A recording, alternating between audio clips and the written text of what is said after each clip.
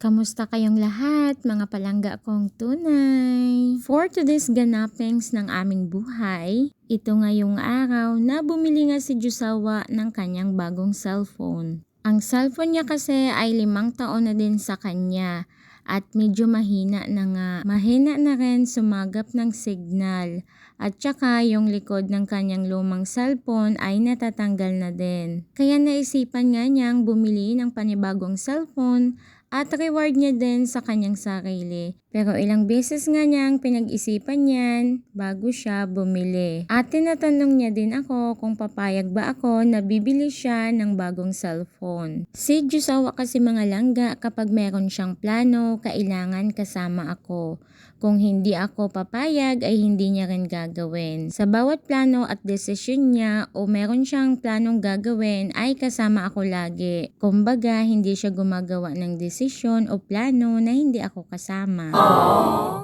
At nung nakapagpili na nga si Jusawa ng kulay ng kanyang bagong cellphone, binuksan na nga ito ni Kuya at syempre ina-explain na din sa kanya. Meron na din yan kasama na phone case. Nasa iyo na nga lang kung bibili ka pa ng panibagong phone case. At bago nga pala bumili si Jusawa ng kanyang bagong cellphone, mga palangga, nag-research muna siya kung ano ang maganda sa pang-gaming or pang-games. Yung tinatawag nila na gaming cellphone. At yan nga yung napili niya, ang Poco X6 Pro 512GB.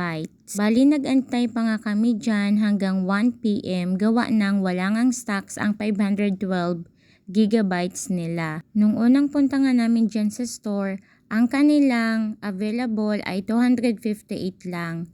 Kaso ang hinahanap nga ni Jusawa ay 512GB para malaki na din ang kanyang magiging storage. Dahil nga mahilig siya sa games at yan lang ang ginagawa niya kapag rest day niya o kanyang libangan. Kaya kailangan niya din talaga na malaki nga ang gigabytes ng bagong cellphone na bibilhin niya. Kaya hinintay na nga lang namin hanggang mag-alauna kasi sabi nga ng staff, meron nga silang paparating na stocks na 512GB.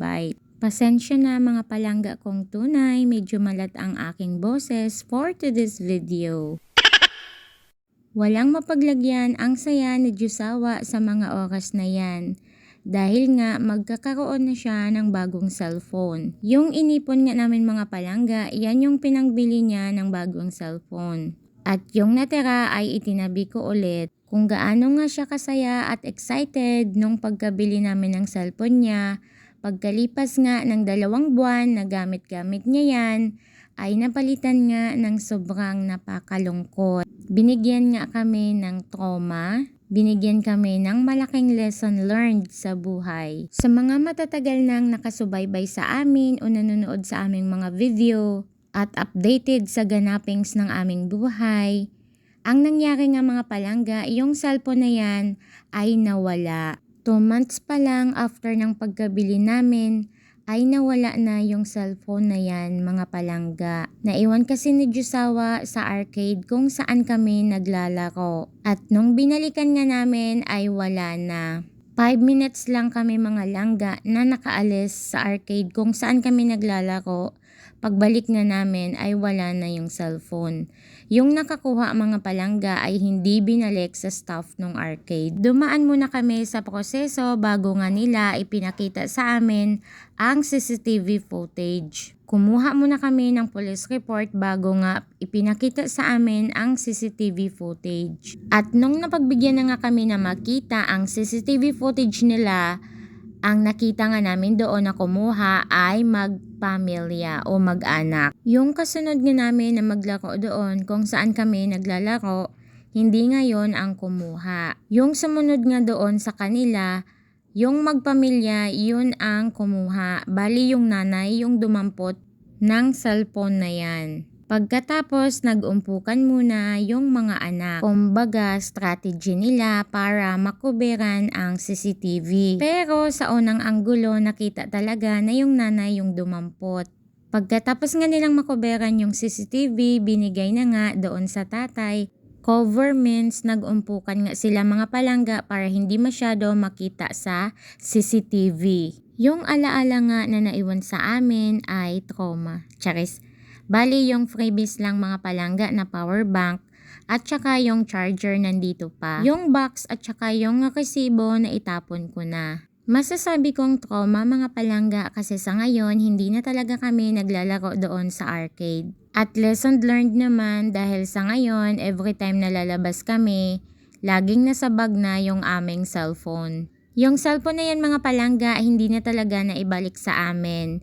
Pero ang ginawa namin ay pinablock na namin sa NTC.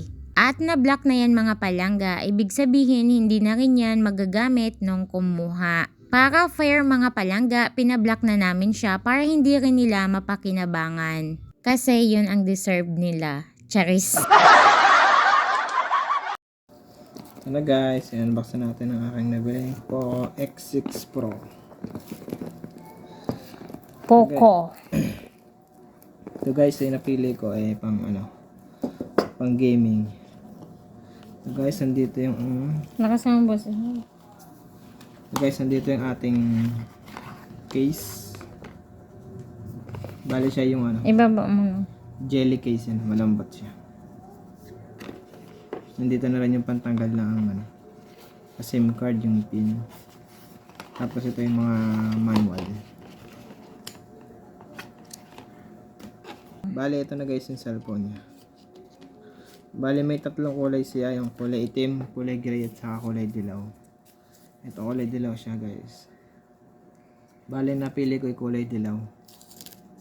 Dito lang sa baba, labo ko na iangat. Bali yung likodan niya ay leather. Yan, maganda leather. Yung kasing kulay itim ay glossy.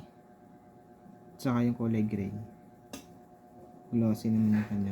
Ano to, ganyan talaga yan. Sadya yung design niya. Design. Guys, mapapansin para may mga guwit-guwit. Ano niya yung design niya. Tapos ito yung tatlong camera. Tapos ito yung flash. Meron siyang 64 MP, tapos 8 MP and 2 MP. Bali ito na yung harapan niya. Ito na yung kanyang charger. Fast charger na siya guys. Ito ay 67 watts. Designed by Xiaomi. Bali, kailangan pa siya ng adapter. Type C.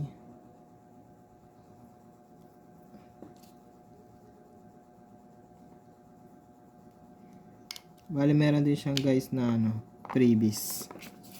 Ito yung kanyang freebies. Ito yung kanyang freebies. Itong Romos power bank. Okay guys, check natin. Buksan natin.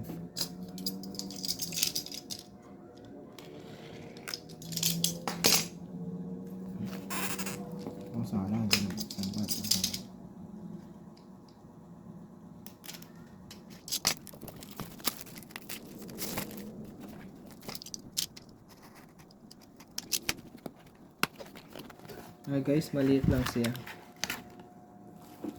Bali ito yung kanyang manual. Check natin guys. Kulay itim guys. Ilang man ito? 20,000 capacity. Ito guys, mAh 20,000. Romos. Freebie. Ito ba yung kanyang freebies?